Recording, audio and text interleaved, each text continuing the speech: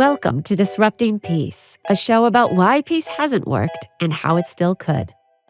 I'm Bridget Conley, Research Director at the World Peace Foundation. This season, we're focusing on the first steps that everyday people can take towards peace. And today, we're looking at how Gen Z Americans feel about democracy. The short answer? Overall, they believe in its principles, but don't feel it's working for them. My guests today bring unique perspectives from research and hands-on engagement, speaking with Gen Z all over the U.S. Ruby Bell Booth is a researcher with Circle, the Center for Information and Research on Civic Learning and Engagement at Tufts University, where she graduated in 2021. Ruby is interested in youth civic participation as a pathway for social, racial, and economic justice. Most relevant to our discussion today, she co-authored the report, How Does Gen Z Really Feel About Democracy? Insights from 3 Profiles of Youth and Democracy. Alex Edgar is a youth engagement manager at Made by Us, a coalition of over 400 U.S. museums that use history to inform and inspire civic participation among younger generations. He graduated from UC Berkeley in 2024. In this episode, we explore unique ways that Gen Z is engaging in democracy and not engaging, and what people of all ages need to do to encourage the next generation of peaceful leaders.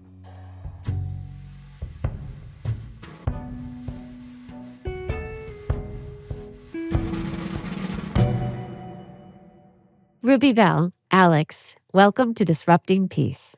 Thank you so much, Bridget. I'm so excited to be here. So thrilled for this conversation, Bridget.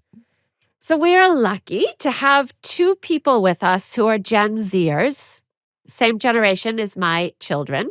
Hopefully you guys will like me more than they do. I'm just kidding. They're lovely.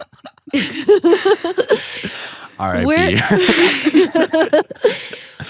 To kick us off, I'm going to ask you to play a game that I'm calling Generations in Office. Ooh. A game where you answer questions about boomers, Gen X, millennials, Gen Zs currently in Congress. Oh, no. And I'm pulling this data as assembled by the Pew Research Center. Okay. Ruby Bell, I'm starting with you. Okay, I'm so scared.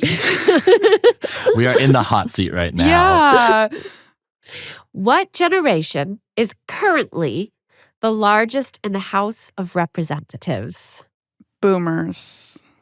Me. Gen X. Ugh. They are just over 40%, 41% of the seats. I guess that makes sense. It's a new development. Okay, Alex, what percentage of seats in the House is occupied by the silent generation? Born 1928 to 1945. Oh, gosh. I would take a gander to say maybe 4 seats. It is 4% of seats. It's 17 seats total. Okay, Wow. this is for either one of you. Only 1 seat in the House is occupied by a Gen Zer. What state is he from? Florida. Ooh. Okay, Jinx. That was excellent. If there's one thing we know, it's Gen Z. Yes. There's a reason why we are focused on our generation, Yeah. not the silent generation. Okay, and this one, I'm pretty sure you're going to get this one too. But it's a trick question. How many Gen Zers are in the Senate? 0, because of the age limit. No Gen Zers could be in the Senate yet. You are not old enough because you have to be 30 to be a senator.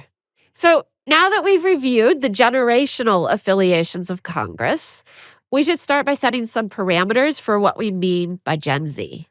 Ruby Bell, how do you define it? I tend to define Gen Z as anyone born from the late 1990s to the early 2010s. And it's a really, really imperfect measure. My brother is technically Gen Z, my older brother, but the way he interacts with a phone or a computer, you would think he's a boomer. And so all that to say, born from the late 1990s to the early 2010s tends to be the official definition of Gen Z. Alex, anything to add to that one? Yeah, I would plus one what Ruby Bell said. There is no perfect way to encapsulate like this entire, 20 years of people being born, right? There's so much that's went on, but I do think that it's helpful to look at within these generations, what are the key defining moments that have created commonality between people? Internet and social media, as well as major political moments like 9/11. A majority of Gen Z has no recollection of 9/11, but they do have a ton of memories and understanding of the 2016 presidential election. All right. So, Ruby Bell, according to the research you've done, how helpful are these labels and understanding generations from your perspective? They are helpful because I think as humans, we like to categorize things.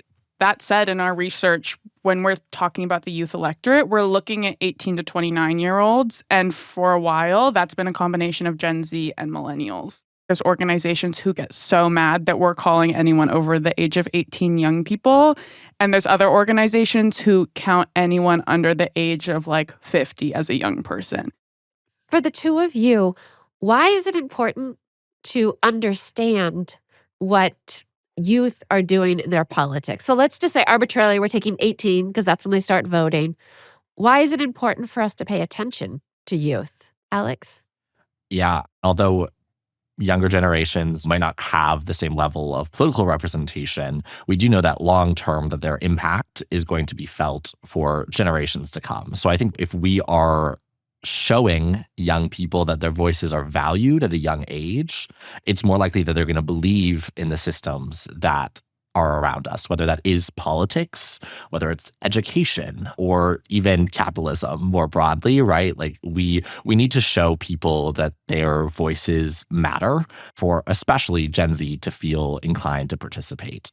And I think the other thing that's really important that we see in this question of why should we include young people at the table is that it is impossible to create the most impactful programs, policies, systems without including the participants at the table. I think the idea of nothing about us without us is such an incredibly important rallying cry that unfortunately, not just for young people, but for minority communities, whether it's people of color, people with disabilities, you can look throughout history and that some of the best, most impactful policies and programs have come from inviting affected communities to the table. And that applies so well to young people. Yeah.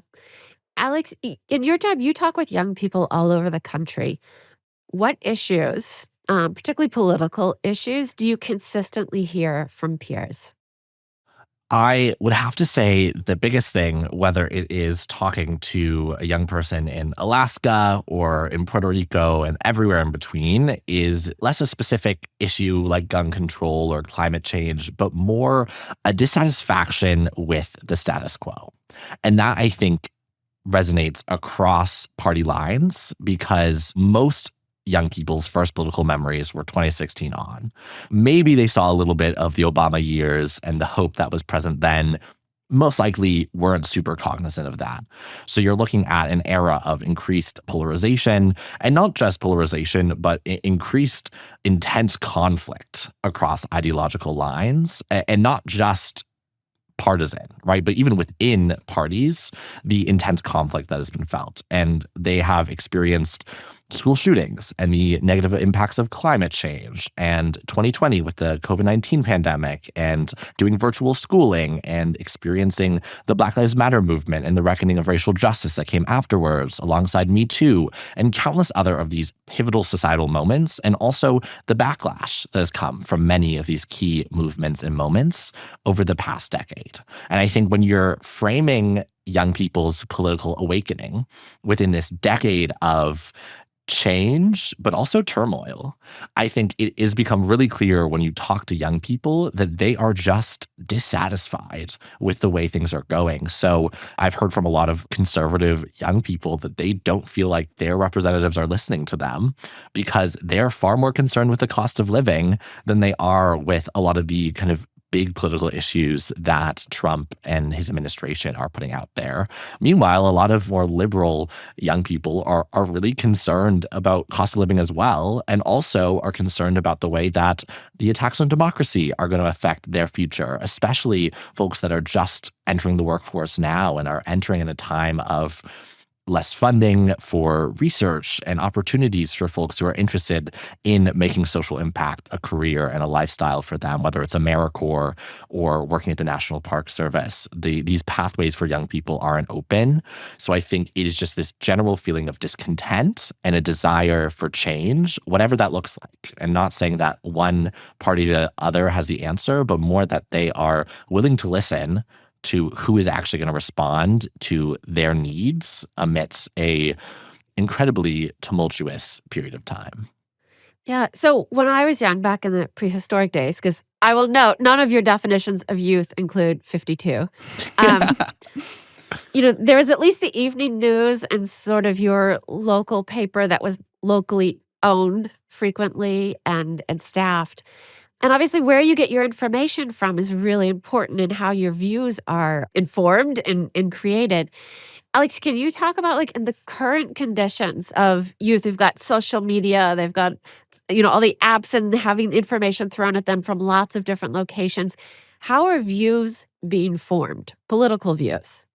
I think it is this incredibly interesting mixture of kind of the traditional way, which was always you learn from your parents and your community, right? So it's, are you being taken to protests growing up? Are you watching the news with your parents? For a lot of Gen Z, I think there still was some semblance of a more stereotypical political upbringing in terms of how their in-person family and community ties were developed. But I think over the past decade, as social media has become incredibly prevalent and young people, but actually more than just young people, all people are spending far more time at home and online, we've seen the number of opportunities to find a individualized community have increased exponentially. In the past, maybe on your college campus or at your local YMCA, you were able to find people that agreed with you on some topic. But realistically, if they weren't in your physical vicinity, you were not going to be able to find solidarity around certain topics. And while that could be very isolating, it also, I think, led to slightly less division with politics. And I think what we've seen today is the role of online echo chambers, that you can find one for any issue you feel. No matter what, and no matter how far and extreme your position might be, there is someone on Reddit or TikTok or Instagram or whatever corner of the internet that you're on who will not just agree with your policy position or opinion on culture, but will actually invite you deeper. Our social media algorithms and the people and communities that we join through our online engagement has really shaped a generation of politics that is defined by often very extreme issues, and finding such a close community around certain issues, it becomes very hard to see the world outside of that bubble. So that's obviously the downside. Are there any upsides to the way we receive news now, especially the way young people have grown up receiving it? 1000%. I think one of the major positives of the media and social media landscape we're in is that, first of all, you can learn what's going on so much better than ever before. The ability to see photos and videos and direct testimonials, even live streams of whether it's a atrocity happening in another corner of the globe or workplace conditions in your state that you might have never been able to see otherwise. The access to information has been incredibly empowering because it no longer feels like so many things are in the shadows. And I think the other part is kind of the flip side of the negative picture that I just painted of having these online echo chambers. One incredibly empowering piece of our online news and digital ecosystem is that it's enabled people to build communities with folks who physically might not be nearby them, but based on shared lived experience, they are able to not just have a sense of community, but feel a lot more chance of hope for the future and for their ability to live successful, impactful lives because they're able to see other people who are modeling that for them. Yeah, thank you. And Ruby Bill, I wanted to switch to the research that you've been working on with colleagues on Gen Z attitudes towards democracy and engagement in the formal political system. One of the things I really loved about the report that you put out is that it's nonpartisan. It's really looking at different attitude blocks. And so it gives us a different picture of how people are envisioning democracy. But can you tell us what insights did that approach give us to understanding Gen Z attitudes?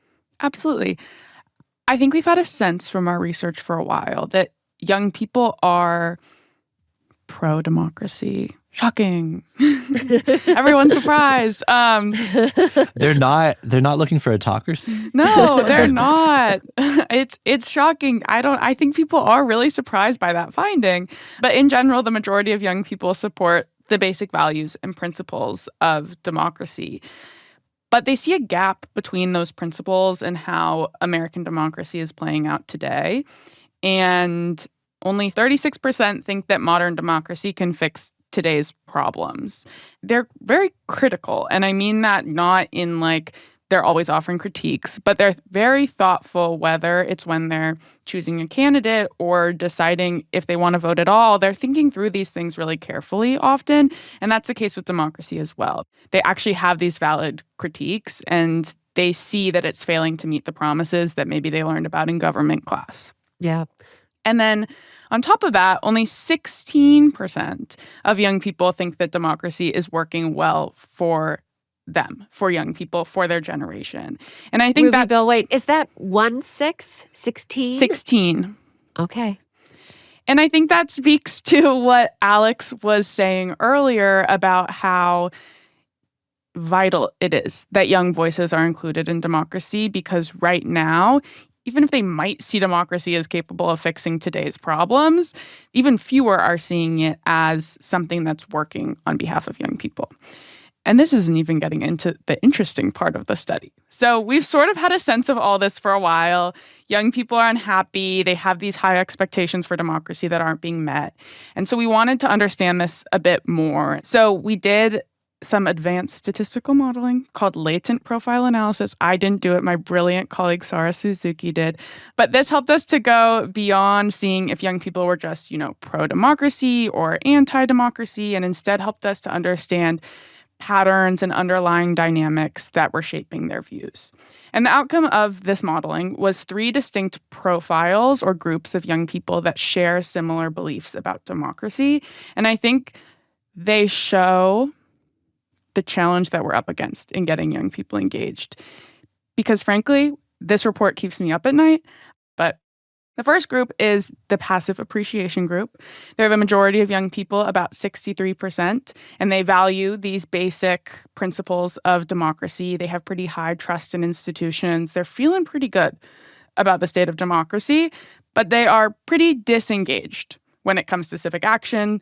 They're not getting very involved in their communities, in the political process, and that includes being passive in the face of threats to democracy. They sort of think everything's going well, but they're also not participating in it.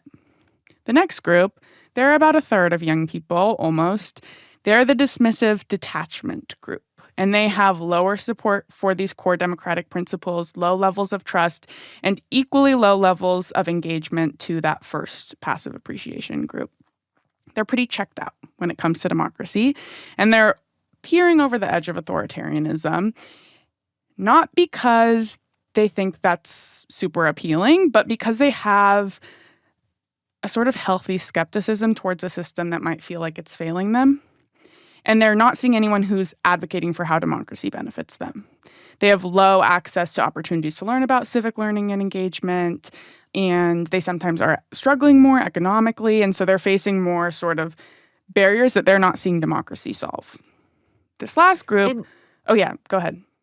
Well, I was going to say that really aligns well with what Alex was saying about young people not feeling that the system is working for them, right? And wanting change, whatever that change is, wanting change to at least say something can be moved. Absolutely. And if you're having no one tell you that democracy could be a part of that solution, then seeing a totally different alternative like authoritarianism presented to you could be appealing. And this group isn't like actively advocating for authoritarianism. Like, that's not happening, but they're the Right. ones whose like views and values are closest towards that and would maybe be at risk of being sort of drawn into some sort of authoritarian influence. And the third group? The third group, the hostile dissatisfaction group, they're the ones, I mean, for the most part, they're liberal, and they're the liberal young people who sort of are making the biggest splash when it comes to political engagement. They're the most politically engaged group. They really understand and believe in the principles of democracy, but they're very dissatisfied with how our democracy exists today. And they're also the group that has the highest willingness to consider political violence in order to achieve change.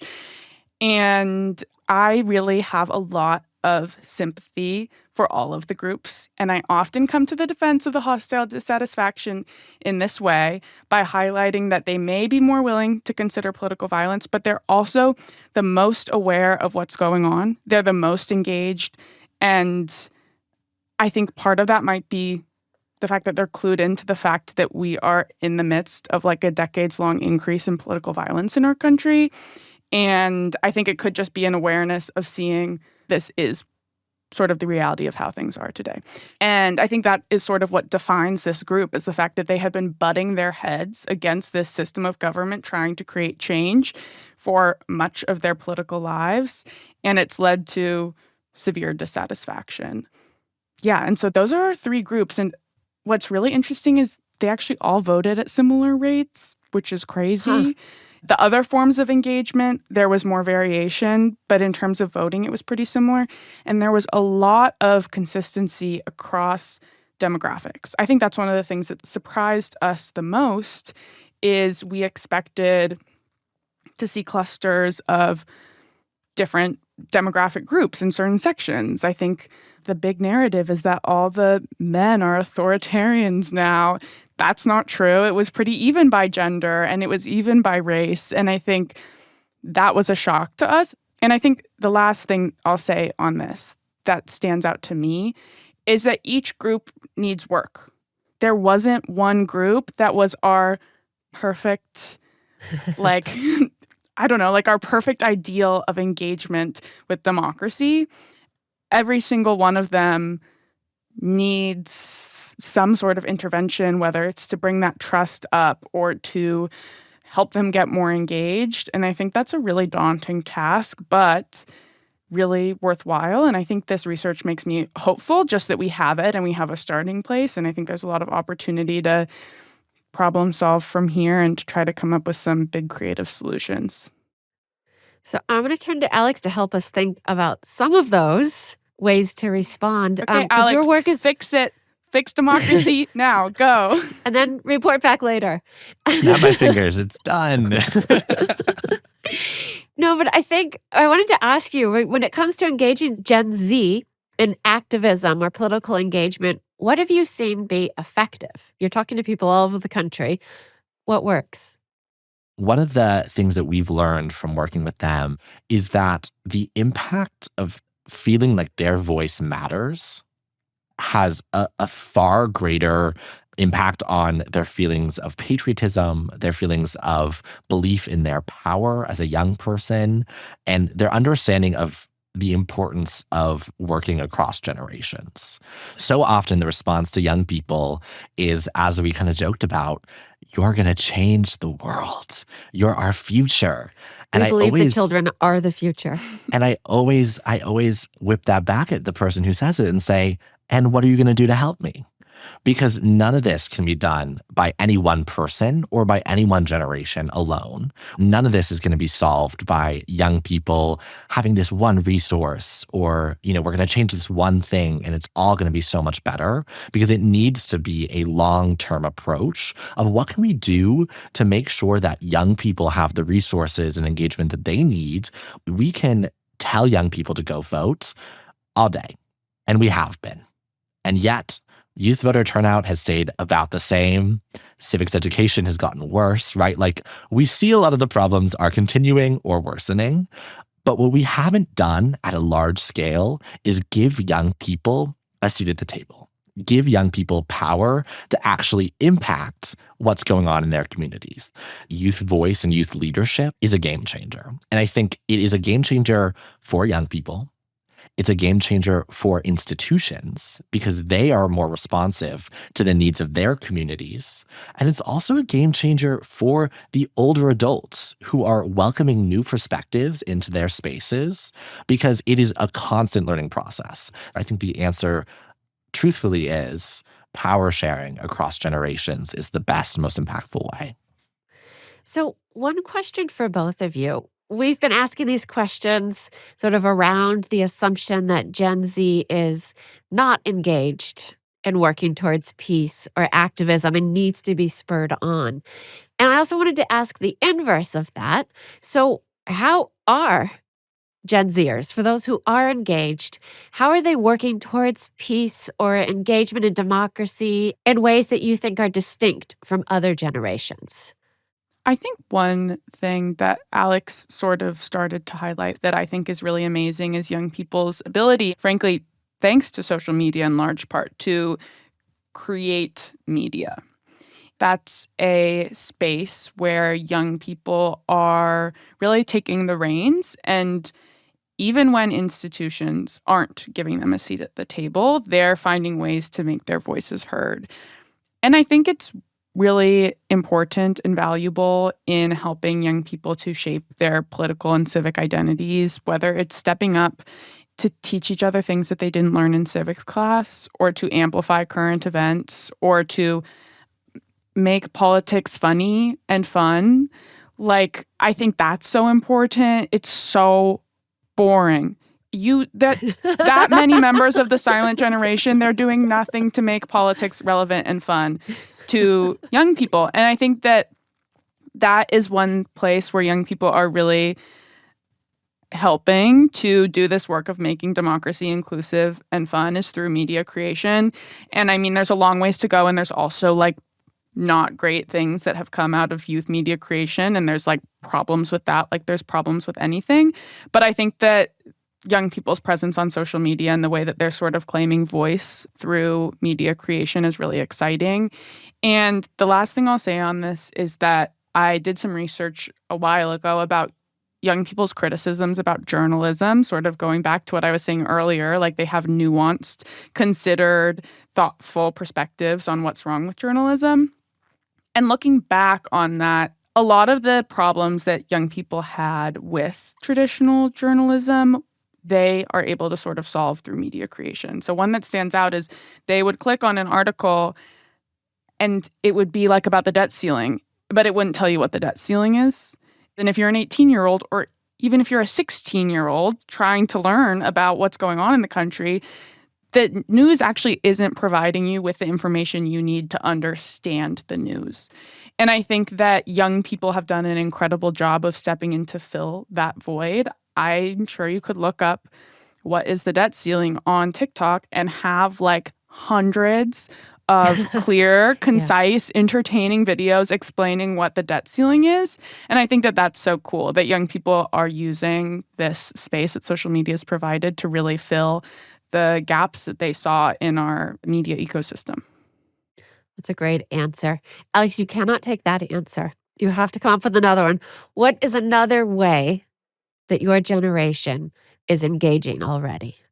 Beyond just creating new media that is translated to reach younger audiences, the way that the different kind of hyper niche media ecosystems have developed is that truthfully, everyone from your favorite Taylor Swift influencer to someone who is a dad that builds like home repair stuff all day, especially the younger generations of these influencers, they are not inherently political influencers, but they are all finding ways to bring politics into their content. And I think it's so incredible because that's how real life works. And I think the reason why, per Ruby Bell's point, that journalism is often kind of a distrusted thing with Gen Z is that it feels like someone's yelling at you. And this is what you need to believe because this is what happened. And look at how bad this person is.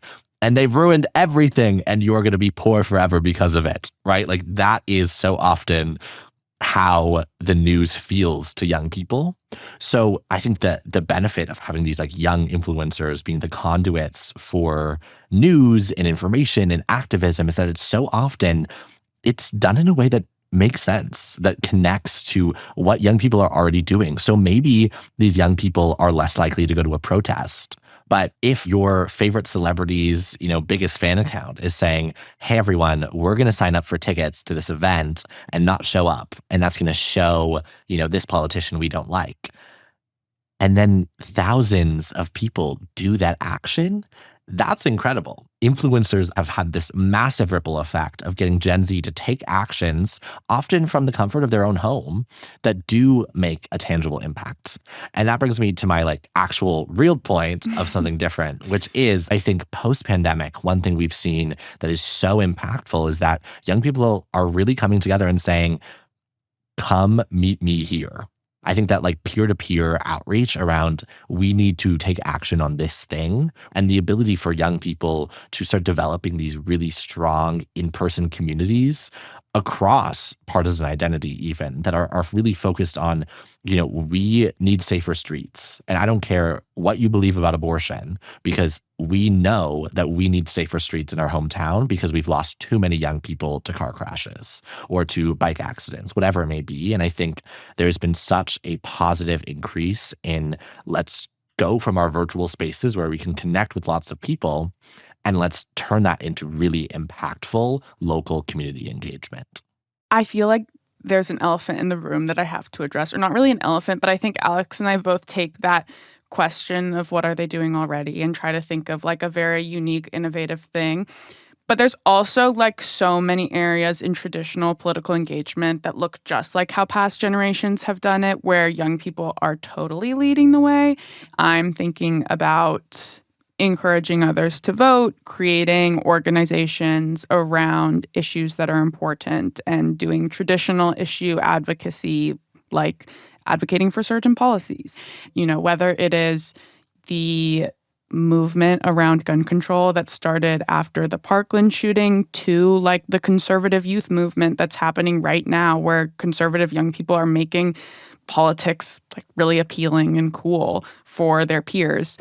There is this really strong base of sort of traditional youth political engagement that's been happening that Gen Z has pioneered. Or I guess the point is that they haven't pioneered it, but that Gen Z has led.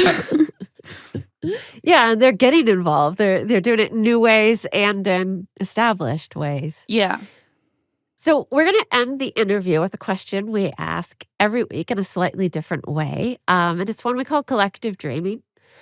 So many of our political and international systems were created at the end of World War II. It was 80 years ago. So if we project another 80 years into the future, say it's the year 2105, what kind of society would you want for young adults in 2105? And then the bigger question is, what do we need to do now in order to get there? And this is such an easy question. Yeah, So yeah. easy. It's just softball. Yeah. Yeah, I think there's nothing I would change. No. Nothing. Absolutely nothing. We'd like this Just to keep on continue. going. This It's is all actually the good. best timeline. So I don't know what you're talking about. No. I'd say I think, and taking a very US-centric approach to it, when our country was founded almost 250 years ago, it was founded by people younger than those leading it today.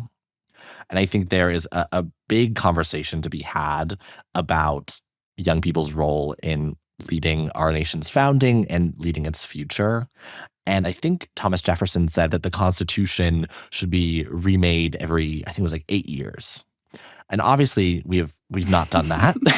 we've been sticking with the good old Constitution for quite some time. And of course we had amendments in the Bill of Rights and all that. But in general, we've been navigating a rapidly changing world using a handbook that was created long time ago when majority of the people that make up our country today did not have the rights to exist as human beings and as citizens. So I'd say my big vision for the future, that in 2105, that we would have a new constitution, and that this constitution would be developed through an actual representative process that brought together truly people of all backgrounds, and not just, oh, your elected representative will share your voice for you, but truthfully having some form of citizens' assembly to define a new path for our country's future. And unfortunately, a lot of our systems in place are specifically built to prevent a mass movement of the collective American public to come together and say, this is what we want, and we want change in these ways. But I do very much believe that the American public is united far more than we are divided, and that it is the people in power who are keeping us from reaching our true potential. So what are the first steps we need to take to get there? First steps. Okay. I really believe that the first step to getting to a representative democracy is to have our leaders actually train the future generation of leaders in a way that unfortunately so few politicians today take the time to do. Great answer. Ruby Bell, what's yours? Yeah, that was an awesome answer. And it was so specific, and mine is not. Like, a new constitution is so, like, obviously really hard to get to, but at least sort of a specific thing to strive for. I feel that underneath all my work is an existential, I will call it a terror, about the state of young people's mental and emotional and community health. And I think for a lot of people, this is something that would be a surprise for a civic life or democracy researcher to talk about. It's not a surprise if you've read any of our research, but I worry about, there's this major health crisis of young people's mental health, and so many young people are so disconnected from each other and their communities. And I think that's only going to get worse. I can't even bring AI into it, but that is in the back of my head too. But I think that if I'm looking ahead to that 2105 date, I'm hoping that every young person has hope for their future. They look at their future and they're excited for it. They have a community in person. Sorry, online's not going to be good enough for me today, but in person that they can turn to where they feel like they belong. And I just think so much about how the disconnection that young people are experiencing, how threatening that is to the future of our democracy and to the future of healthy, thriving communities. Sorry, that was really dark, but sometimes it's just always in the back of my head. And I think sometimes it feels like we're overlooking that when we're talking about are young people going to vote more? It's well, are young people even okay a little bit? Yeah. That idea that we need to build stronger communities where people feel loved, supported, seen, heard. Yeah. And where they can come together and even imagine that the problems can be overcome. Yeah. Alex, Rubyville, thank you so much for this discussion, for your wise insights and the examples and stories that you told us. For this generation that's taking its first steps into politics, there's still a lot more work all right, I'll count myself, but we elders need to do to, hold the hand out and welcome you into this space. So thank you. Thank you so much for having us. Yeah, thank you, Bridget. And thanks, Alex. This was a fabulous conversation.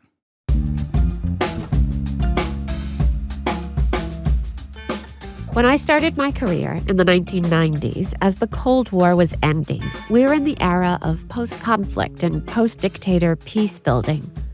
One big lesson was that to forge strong democracies, you need a culture that supports democracy.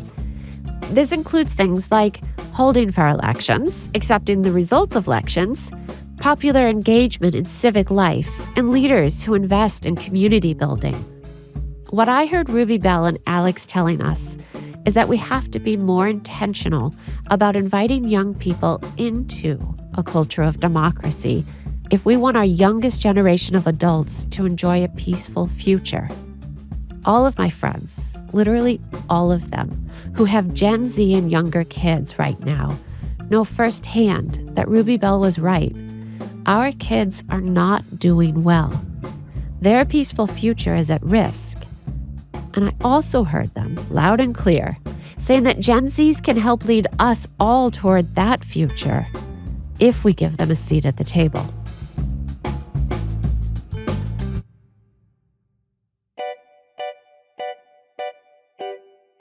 Thanks for listening to Disrupting Peace. I'm Bridget Conley. You can find a link to the report Ruby Bell helped author, How Does Gen Z Really Feel About Democracy? Insights from 3 profiles of youth and democracy, at the link in our show notes. And you can find out more about Alex Edgar's work at historymadebyus.org. Next week on Disrupting Peace, we're exploring the impact of experiencing violence during someone's first years of life and how we can make the world more peaceful for our children. We found something pretty striking, which is those molecular marks, those epigenetic marks associated with World War trauma were present in the mothers and the children who were exposed to violence, but also in the children who had developed in the womb and also in the grandchildren who weren't even conceived or born at the time of war. Disrupting Peace is a production of the World Peace Foundation. Find out more at worldpeacefoundation.org. You can find us on Blue Sky at worldpeacefdtn.bsky.social. And you can also find us on Instagram at worldpeacefdtn. The show is produced by myself and Emily Shaw. Engineering by Jacob Winnick and Asia Simpson. Marketing and social media by Emily Room. Show artwork by Simon Fung. Special thanks to Jeremy Helton, my colleagues Lisa Avery, B. Arneson, and Alex Duvall, and the team from the Tufts Digital Design Studio, including Kimberly Lynn Ferrero-Arnias and Miles Donovan. Okay, until next time, stay skeptical and hopeful.